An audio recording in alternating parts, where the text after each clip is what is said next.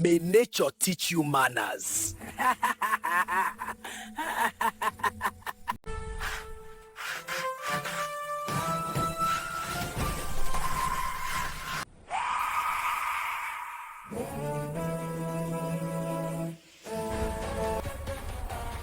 am a human being. I am not a fowl. I am a human being. I am not a rooster. Adugo was the most beautiful maiden in Ikoro village. Have you seen her hips? Those hips can make a man fall into a pit while staring at them. Have you seen her beauty? Her beauty can make even a celibate man sin. What about married men? They all beg at Adugo's feet for just one night with her. Have you seen pride before? Adugo is pride in human form, tying a wrapper. Have you seen a mannerless lady before? Adugo is the cheerleader of all the mannerless ladies. But as they say, nature has her ways of teaching us lessons.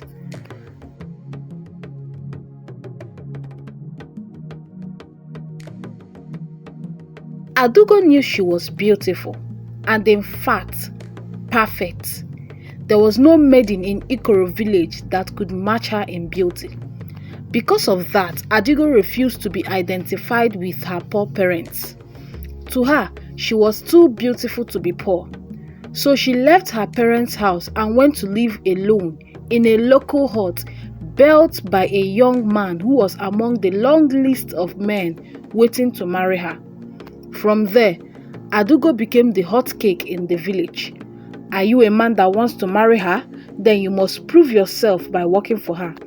Come to Adugo's compound and see the wonders happening there. There were young, able-bodied men eagerly cooking for her. Other men chopping or fetching firewood for her. Others washing her clothes in the river. Others fetching water for her. While two other men fanned her as she waited to be served her food. Whoever is the most hardworking of you all, Adugo would always say, pointing at the men, I will marry that man even if he's the poorest of the poor.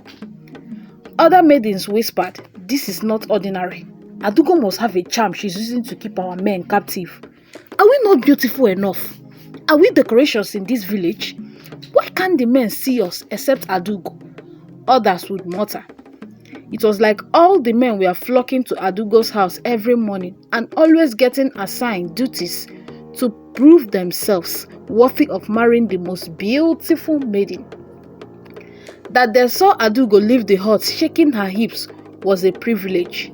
Shake that hips for us, one of the men shouted as Adugo stepped out, and immediately he was disqualified from the competition. That young man was Ikemba, the wine tapper. Adugo rained insults on him as he walked out of her compound. Look at his head. A poor village rat like you is asking the queen maiden of Ikoro village to shake her hips. Who gave you that privilege? She warned the other men never to try such again. She told them that seeing her beauty alone was a blessing for them. Adugo never walked down the village without a man covering her with an umbrella made from raffia palm so that the sun would not touch her skin. At the stream, when Adugo went to have her bath, she would command the man to chase out other ladies while she walked into the stream to bathe alone. One morning, a chief's son came knocking at Adugo's door with a keg of palm wine and smiles plastered on his face to ask for Adugo's hand in marriage. Adugo looked at him from head to toe, turned around, shaking her big hips for him, and asked, "Can your ugly mother birth a queen like me? Can you take care of me? I have hundreds of men working for me, yet they are not enough to take care of me," Adugo said proudly. The chief's son was shocked. His parents were the ones that had advised him to pick Adugo as his wife. She's the most beautiful and respected maiden in the village, his father had said. He tried to press further, but Adugo broke his keg of palm wine on the ground and ordered her workers to throw him out of the compound. Despite all this, many men still spoke good about Adugo. Among the people who spoke good of her was the king of Ikoro village.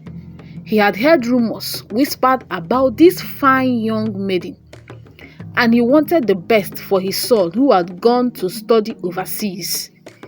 His son was finally coming back to pick a wife and prepare to become the next king of the village. He ordered the town crier to sound the village gong to assemble all the maidens in the village for the queen tournament. But he gave Adugo a special invitation to participate. When Adugo received the invitation, she proudly accepted it. I will just shake my hips for the prince and everything is settled. That is what a beautiful maiden like me deserves, Adugo whispered, smiling in satisfaction. She immediately trashed all the men working for her and prepared to be taken to the palace by the palace maidens.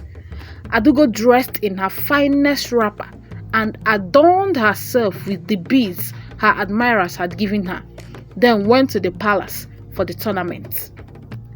On her way, an old man stopped her and asked, "My daughter, can you spare a minute and get me water from the stream?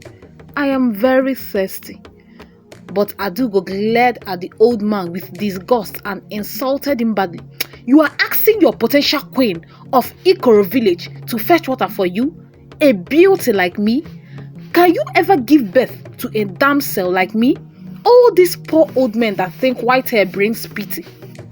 She hissed and walked out on the old man, nearly knocking him down as the palace maidens followed behind. The participating maidens were tested for loyalty, respect, and dancing. When it got to dancing, Adugo made sure she shook that big hips for the prince. "Who get that water hips now?" Adugo twerked. In respect, Adugo failed miserably. She never knew that the old man she insulted on her way to the tournament was actually the king's uncle. What about loyalty?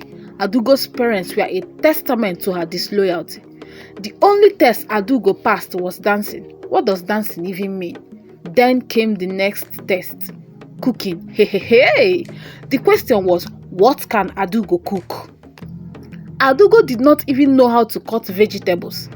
Did she even know how to make fire? She sat beside the fireplace, looking confused, not knowing where to start. This was not what she bargained for. She thought she would simply pass the tournament with her beauty and endowments. The prince walked by, watching the maidens cook. When he got to Adugo, he asked what the problem was, but Adugo lied that she was about to start cooking. Tears nearly dropped from her eyes. All her life, she had never cooked. How would she start now? By the end of the cooking test, the maidens each brought their foods for the prince to taste. When it got to Adugo's turn, laughter erupted from the prince's mouth. "What is this?" he asked the embarrassed Adugo. The vegetables were in large chunks inside the watery soup. And when I say watery, I mean a soup that is about to run into the ocean. That was the last test that totally disqualified Adugo. The news spread around the village that the prince did not choose the most beautiful maiden in Ikoro village. Beauty and hips did not save her. She was very angry that it was her ugly, dark-skinned neighbor, Nnenna, who passed the test and would become the next queen of Ikoro village. "Never!" Adugo cried. She targeted Nnenna when she returned to pack her things and leave for the palace, and went in to cry on her shoulders.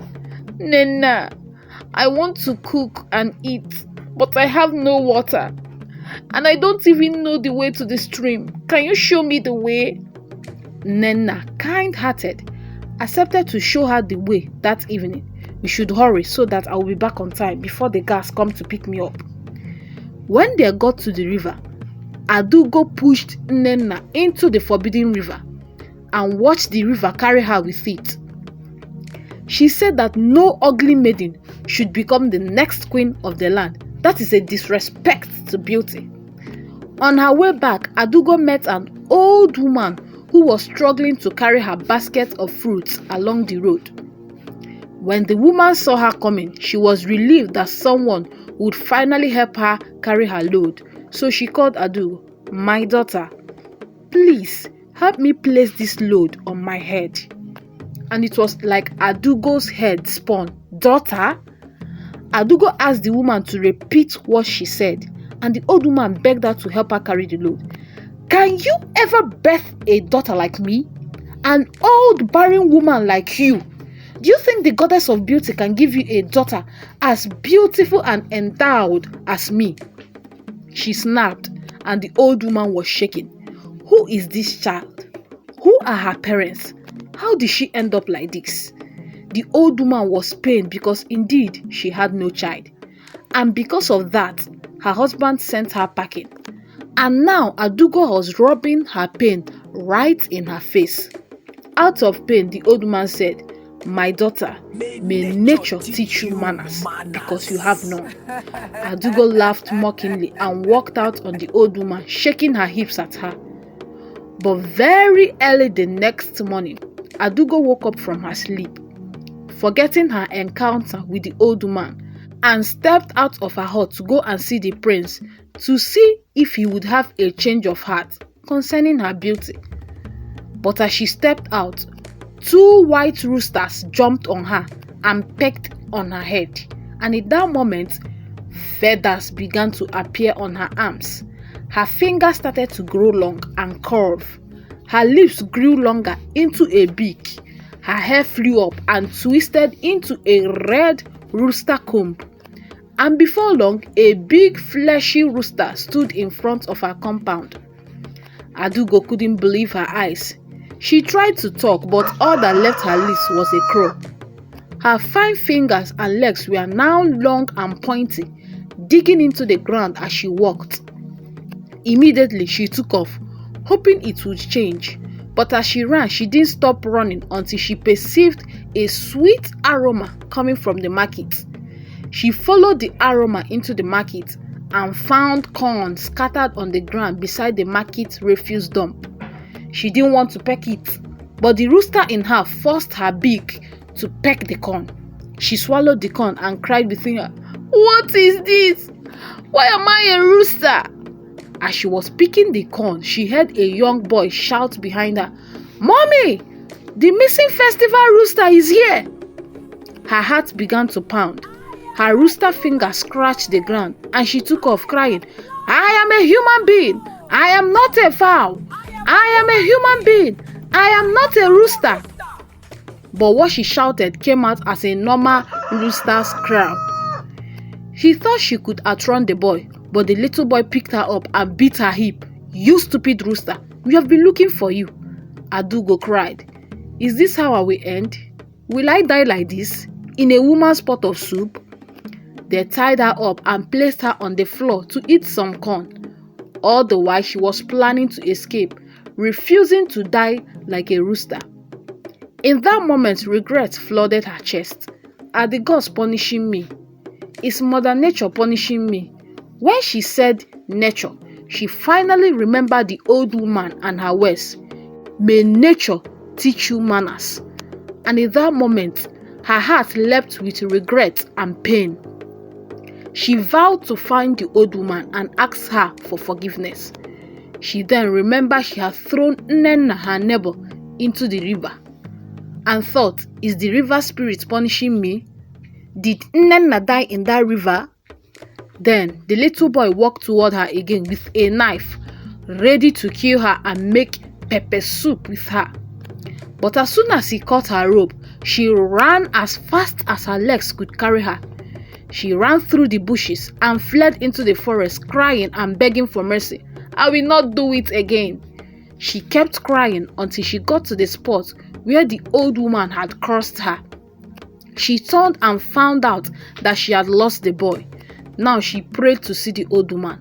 Luckily, the old woman stepped out of the bush carrying another bag of fruits. Let me carry it for you, Adugo cried in regret, forgetting that she was now a rooster. But the old woman heard her and smiled. I knew you would come again. The old woman sat down and began to advise Adugo on how to live a good life. That you are naturally endowed doesn't mean others are below you. Be proud and Mother Nature will reward you with humility. But even as she advised her, the rooster kept pecking at the fruit in the bag. I'm not the one doing it, oh, it's this rooster, Adugo cried. If you can return back to your hut safely, then go to sleep and you will wake up normal. Let this be a lesson to you, the old woman finally said. Adugo took off. She ran through the bushes again and got home.